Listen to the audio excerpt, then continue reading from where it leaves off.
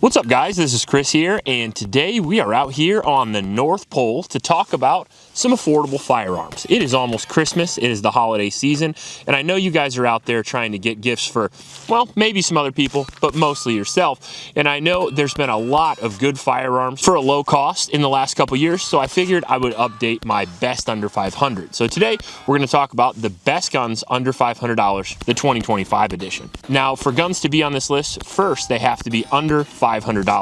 Second, they have to be incredibly good for $500. And third, we're going to have a sort of diverse list. That way we don't have 9 pistols and 1 PCC. There's going to be some pistols, rifles, pistol caliber carbines, some shotguns, something for everybody. So if you clicked on this list looking for a gun for hunting, you can find something. If you look on this list for something for concealed carry or maybe competition shooting, you can also find something. If you're interested in more in-depth reviews, we do have individual videos on every single one of the guns on this list. So if you're interested afterward, make sure to go to my channel and check them out. Now, before we get into the video, I do want to mention my patrons supporters. Thank you guys very much. It's because of you guys we've had 10 years of gun reviews, so we really appreciate you. If you like this content and you want to support it, all you have to do is go to the link in the description and sign up. Also in that description is a link to a local shelter in Ames, Iowa. It's the YSS. Those kids could really use your help, especially during the holiday season. So please go down there to the description of this video, click that link. It'll bring you right to the donate page, and you can donate a few bucks to those kids. That being said, let's get right into it with number 10 and a new gun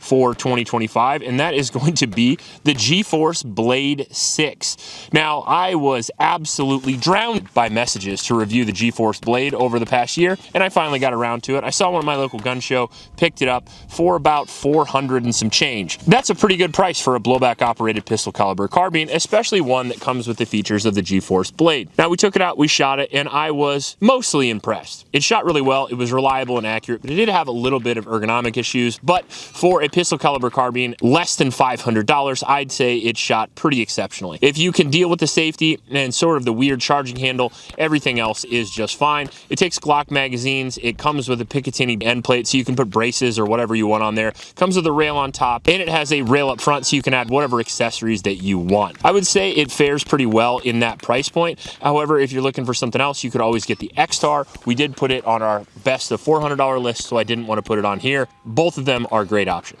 In at number 9, we have the Springfield Echelon. Now, this is actually the Springfield Echelon comp, but they are the same, except the $500 version does not have a compensator. It has a 4.5-inch slide with really cool slide cuts, an optics mounting system on it that is adjustable, so you can put any optic you want right out of the box. Here, we're running the new Trijicon enclosed optic, which is pretty neat. Picatinny rail at the bottom, really, really nice trigger, big trigger guard, complete trigger guard undercut with a complete wrap of stippling all the way around, and an extremely comfortable and ergonomic grip that comes with 3 back straps. It also comes with a fire control unit, so if you want to change anything, you absolutely can. If you want to take the frame off and put a smaller frame on, you can.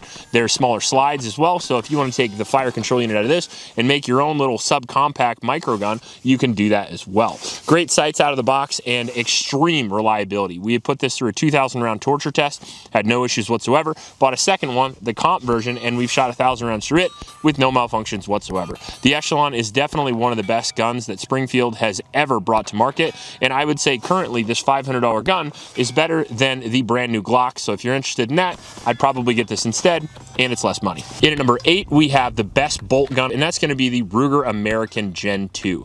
The Ruger American was certainly one of the better bolt action rifles I've had on the channel, and for $500, that's pretty impressive. Now, I should preface the 300 Blackout variation that we had was awful, but the 223 version was absolutely excellent, and the 308 versions and the 6.5 Creedmoor versions are excellent as well. The Ruger American Gen 2, though, has a smooth bolt. It is very reliable. It's extremely accurate under an MOA, which is very impressive. It has a cheek riser, and it comes in a lot of really cool colors right out of the box. Definitely one of the best guns of 2025, and certainly the best bolt-action rifle under $500. In at number 7, we have another pistol caliber carbine that I think brings a little bit more to the table than the GeForce Blade. That's why it's a little bit higher, and that's going to be be the Smith & Wesson FPC. The Smith & Wesson FPC definitely took me by surprise. When I initially picked it up back in the day, I thought it was a pile of junk. I thought it was a stupid idea, and I thought, who needs this? And then I started shooting the thing, and I realized that even though I'm not the biggest fan of foldy carbines,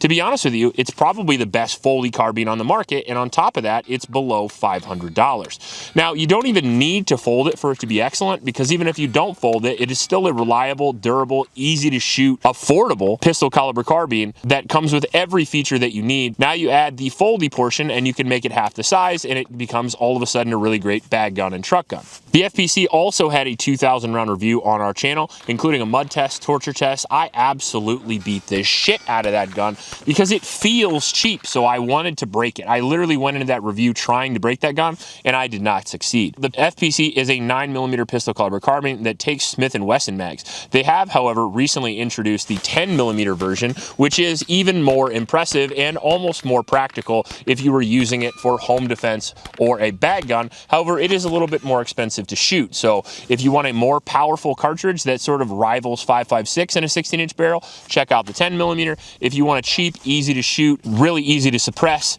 9mm PCC, go with a 9mm. In at number 6, we have another modular platform, and that is going to be the Ruger RXM. Now, the Ruger RXM is Glock done right, in my personal opinion, for less money. Now, the Ruger RXM is a collaboration with Magpul. Magpul makes the grips, and on top of that, they actually just sent me another grip to try out so you can make the gun a full size, which is neat. Now, the reason you're able to do that is because it has a fire control unit in it. This is a 4-inch 9mm striker-fired polymer frame pistol, and you can make it any pistol that you want for the most part. This gun comes with a really good trigger, a really good mag release and set of controls out of the box. It also comes with gas pedals and a solid set of sights, which I'm actually a pretty big fan of, including an integrated optics mounting system, all for just a little over $400, which makes it a hell of a buy, especially if you have a ton of Glock mags like I do. If you're interested in a full kit, you can even get this in a GeForce Blade. They take the same magazines, the ammunition, and you can have a concealed carry gun and a home defense gun. Now, the Ruger RXM is a little bit higher than the Springfield Echelon for me personally, just simply because A, it's more affordable,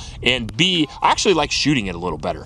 I'm kind of a Glock guy back in the day, and it's nice to be able to shoot a Glock with an American style grip angle and all the features out of the box that I want, including night sights, which again, not to shit on the new Glock for a second time, but still has those classic shitty plastic sights, whereas the Ruger RXM, coming at $200 to $300 less, has a steel set of sights with a tritium vial. Super shootable, super reliable, and really, really affordable, not to mention modular, so definitely one of the better handguns under $500. Now, in at number 5, we have one of the best AR-15s under $500, and that's going to be the PSA AR-15, the 11.5-inch DI.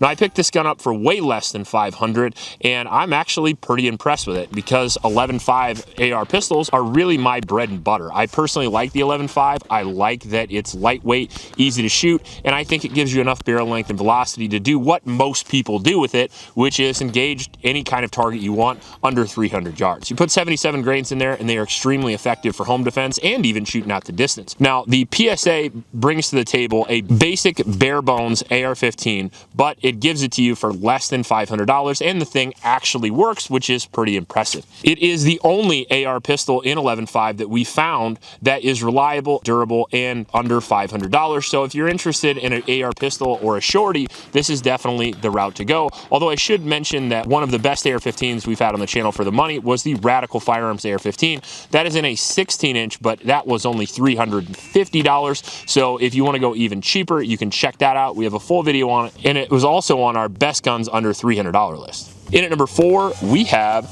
the mighty but tiny Sig P365. Now, the Sig P365 still gets mentioned by me frequently simply because of its performance. The original Micro 9, it's been out for almost a decade now, I believe, and it is still kicking. A 3-inch polymer frame striker-fired pistol. This also has a fire control unit in it, very similar to the Ruger RXM and the Springfield Echelon. I think the fire control unit just brings with it added value, and for the best under 500, it's nice to have not just one pistol, but multiple pistols, which is why these things keep making an appearance, and the Sig was really the original. Now, I'm sure several companies have done it before, but Sig made it popular, especially with the 320, and then really exploded with the P365, which was the highest selling gun of the last 3 years. That tells you just how much people enjoy this firearm. Now, the reason why is its simplicity and its size and weight ratio to its capacity. This is a 9mm pistol, which is smaller than most 380 pistols of the last decade. It has a 10-round magazine capacity. You can get it in a 3-inch, a 4-inch, a 5-inch, and if you buy the firearm, you can, again, take the fire control unit out and make it whatever Sig P365 you want. Now, the basic is the one that comes in for less than $500, but it still has a solid grip, still has night sights, and it still has a really good trigger, especially for the money. So if you're looking for a badass concealed carry gun for less than $500, I would definitely check out the Sig P365. It is still, to this day, the smallest 9mm option I would really recommend. Hailing. I'm getting hailed on currently. Kind of hailing a little bit, yep. But what do? We push through hail. Paul Harrell wouldn't stop for hail, so I'm sure as hell not going to. Now at number 3, one of my personal carry guns, the Smith & Wesson Bodyguard 2.0 Carry Comp. Now we went from one of the better 9mm pistols to one of the best, if not the best, 380 pistol. This Smith & Wesson goes with me almost everywhere these days. If I'm not carrying number 1 on this list, I'm carrying number 3.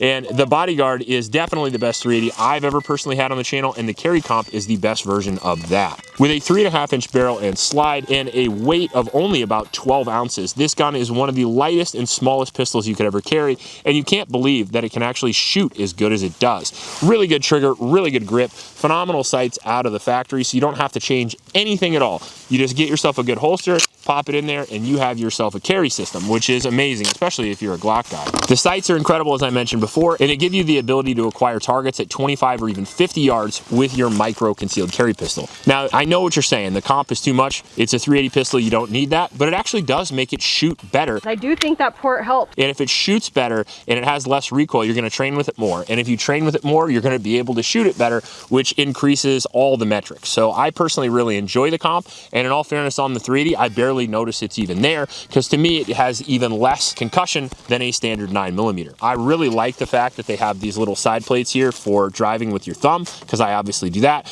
And my favorite part about this gun is that it's A, under $500, and B, unbelievably reliable. So that's why I carry it with me when I don't have a full-size gun.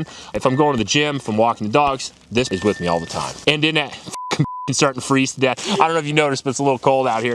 In at number 2, we have the Mossberg 590, the best pump action shotgun in the world. I'm not even going to pretend it's not. It is, in my opinion, superior to the 870. It has all the same features of the 870, but it has a tang safety, so if you're left or right-handed, or if you switch shoulders when you're CQBing, it is a big benefit. On top of that, it is a more durable, robust system with a heavier barrel and a more durable action. It also looks cooler and has a history of being more reliable, and it's not made by Remington, so in 2025 it actually works. You guys know it. It's been on tons of videos, and you probably knew it was going to be on this one because, again, one of the most reliable 12-gauge shotguns ever to be tested by the United States military, been used by multiple militaries across the world, as well as most of the law enforcement agencies in the country. It is incredibly durable, incredibly reliable, time-tested, and again, a pump-action shotgun can reliably use any type of ammunition whatsoever, so you could use it for hunting, you could use it for home defense, you can use it for concealed carry if you have a big enough coat.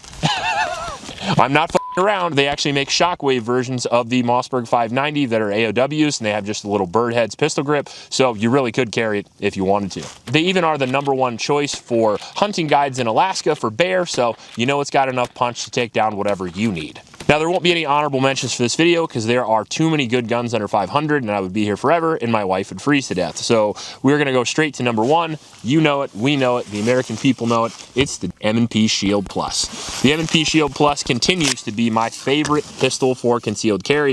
If I am carrying a 9mm, or matter of fact, most of the time when I'm concealed carrying, I'm carrying this gun right here. I have an optics ready version of it. I have a carry comp version of it. I have a lot of versions of the Shield Plus, but this guy is still my boy. This is the Shield Plus Performance Center with the twin V-ports on it, and one of the best sighting setups you can get for the money, one of the best firearms you can get for the money. A 10-round magazine and a 12-round magazine. Shoots super fast, shoots super accurate. It's extremely tiny. It's about the same size as the P365, but in my personal opinion, it shoots a little better, and it has a slightly thicker grip. So when people ask me between the two, which one should I choose? Well, it's really up to you and which one fits your hands better. The P365 shoots a little snappier in my my opinion. It is a little bit smaller because it has a slightly smaller grip. So if you have smaller hands, this might be for you. If you're a big old ogre like me, probably the Shield Performance Center. On top of that, as you can see, there's grip tape on the 365, and there is not on the Shield. The reason for that is because the texture on the Shield is significantly better. Beaver tail is a little bit better, and the trigger guard is in fact slightly bigger. The reason for that, big gloves, you can still get your finger in the trigger guard and you can still operate the firearm without any issues. So overall, I have not found anything in the last 5 years to replace the Shield Plus as my carry gun, so it's still number one on the best guns under $500. Let me know in the comment section what your list is. Let me know if I missed a few guns, because I'm always ready to get a few more. If you like this video, please like and subscribe. Please stop by your local homeless shelters and remember to recycle. I'll check you later.